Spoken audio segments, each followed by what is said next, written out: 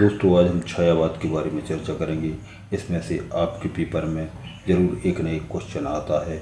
इसमें वस्तुनिष्ठ आते हैं, नामकरण के बारे में आता है, छायावाद की कमियों के बारे में आता है, इसकी परिभाषा के बारे में आता है, इसकी 4 विशेषताएं आती हैं। तो आइए आरंभ करते हैं छायावाद के बारे में। तो छायावाद का समय 1918 से 1936 तक का समय छायावाद का माना जाता है। अब इसके जनक जयशंकर प्रसाद जी हैं। इसके 4 स्तंभ मतलब 4 कवि कौन कौन से हैं? तो प्रसाद पंत निराला, महादेव वर्मा और राम कुमार वर्मा भी हैं। छायावाद के नामकरण के बारे में आए तो नामकरण में इसमें मुकुटधर पांडे ने श्री शारदा पत्रिका जो जबलपुर से निकलती है उसके एक लेख में इसका नामकरण किया। अब जैसे छायावाद की परिभाषा आ जाए या अर्थ आ जाए उसका, तो अपन को लिखना है प्रस्तुत के स्थान पर उसकी व्यंजना करना छायावाद है, जी आचार्य रामचंद्र शुक्ल ने कहा है। जबकि स्थूल के प्रति सूक्ष्म का विद्रोह, जी डॉक्टर नगेंद्र ने कहा है। कविता के भावों की छाया कहीं अन्यत्र जाकर पड़े उसे छायावाद कहते हैं, ये महावीर प्रसाद द्विवेदी ने कहा है। तो अपन देखते हैं इसमें से कोई एक आपको लिखना है। अब देखते हैं छायावाद की विशेषताएं। तो छायावाद की विशेषता में क्या करना है, पहले तो अपन को पैराग्राफ लिखना है, फिर इसके बाद इसमें एक एक कविता उदाहरण सहित इसमें जोड़ देना है ताकि आपको पूरे अंक मिल सकें। तो आइए आरंभ करते हैं। समरसता। छायावादी कवियों ने समरसता का दिव्य संदेश अपने काव्य में दिया है। इन्होंने सबके प्रति समान भाव, जैसे स्त्री पुरुष, गरीब अमीर, सुख दुख सभी के प्रति छायावादी कवियों ने समानता का भाव व्यक्त किया है। और इसका उदाहरण देख लेते हैं। शापित ना यहाँ है कोई, तापित पापी ना यहाँ है, जीवन वसुधा है, समरस है जो कि यहाँ है। ये प्रसाद जी की पंक्ति है। इसके बाद आप दूसरा उदाहरण भी लिख सकते हैं, जैसे समरस था जड़ता चेतन, सुंदर साकार घना था, चेतन था एक विलकती, आनंद अखंड घना था। दूसरा देखते हैं नवचेतना।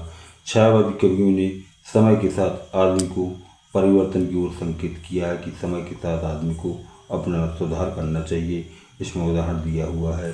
पुरातनता का यह निर्मोह, सहन करती न प्रकृति पले, नित्य नूतनता का आनंद, किया है परिवर्तन ने टेक।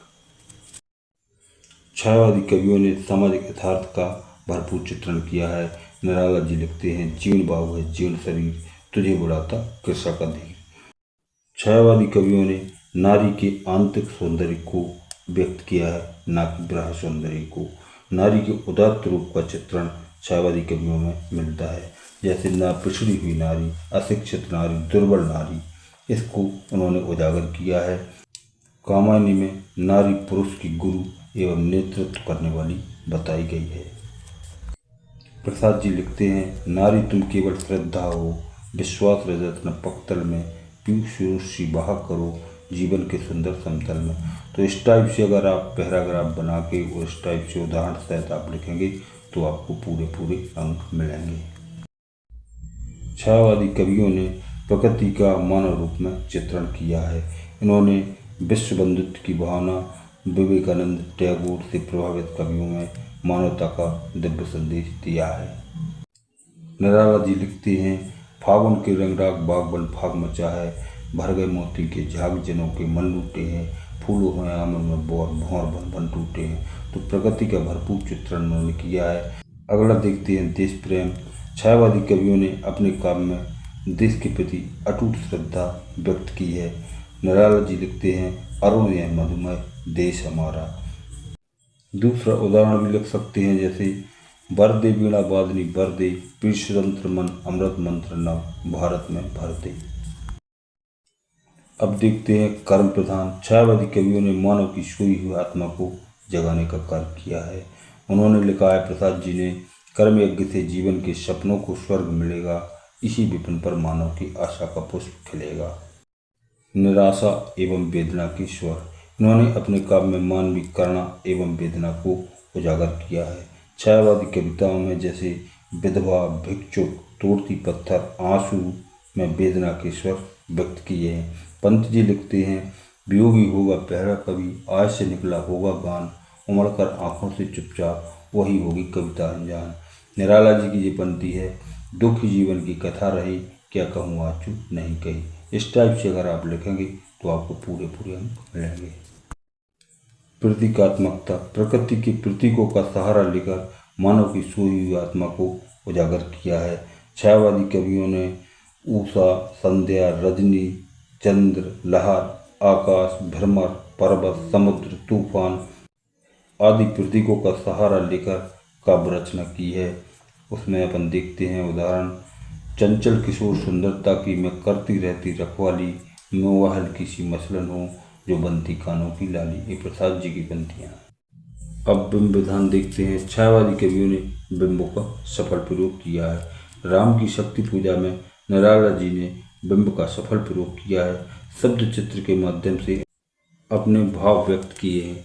अब जी प्रसाद जी की पंक्ति हैं, इसमें बिंब विधान का सफल प्रयोग प्रसाद जी ने किया है। लाली बन सरल कपोलों में, आंखों में अंजन सी लगती, कुंचन अलकों सी घुंघराली, मन की मड़ोर बनकर जगती। अब देखते हैं छायावाद का उद्भव भी एग्जाम में पूछ लेते हैं, परिस्थितियाँ भी पूछ लेते हैं। तो 1918 से 1936 का समय छायावाद काव्य का माना जाता है। तो इसमें अपन उद्भव में लिखेंगे, कोई भी साहित्य समय की परिस्थिति से अछूता नहीं रहता है। प्रथम विश्व युद्ध की विभीषिका, चारों ओर घोर निराशा, रूढ़िवादी परंपरा, पाश्चात्य सभ्यता का प्रभाव, यूरोप में पूंजीवाद का विकास, यूरोप की रोमांटिक कविता के स्वच्छंदवाद, स्वामी दयानंद सरस्वती एवं कर्मकांड का विरोध, राजा राम मोहन राय के क्रांतिकारी विचार, इन्हीं सब परिस्थितियों के बीच हिंदी साहित्य में छायावाद का उदय हुआ। दोस्तों, वीडियो पसंद आए तो लाइक और सब्सक्राइब करें और अपने दोस्तों को शेयर करें। धन्यवाद।